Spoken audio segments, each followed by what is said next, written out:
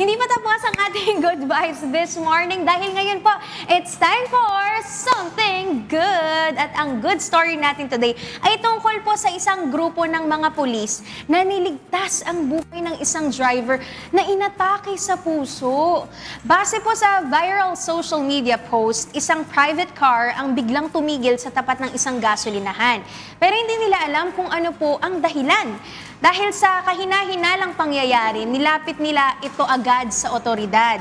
Agaran din naman po ang pagresponde ng mga pulis mula sa Pampanga Provincial Police Office at matapos po nilang kumatok at buksan ang pintuan ng sasakyan, nalaman po nila na inatake na pala sa puso ang driver.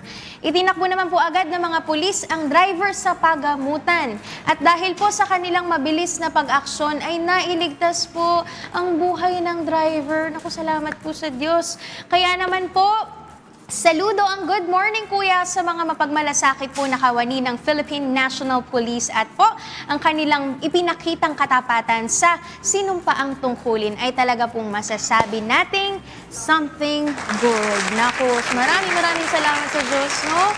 Ayan, ano ba masasabi ng ating mga kasama dito sa ating something good sa puso? Galing, mahusay. Kasi lalo na kapag ganyan inaatake, sobrang niyan, time mahirap. sensitive nun. Kailangan talaga agaran, hindi pwedeng pagpabukas pa o pagmamaya pa. No? Talagang ito yung mga beyond the call of duty talaga itong mga ginagawa ng ating mga pulis. Kaya saludo tayo sa good morning. Galing. Yes! At eto, shoutout muna sa lahat.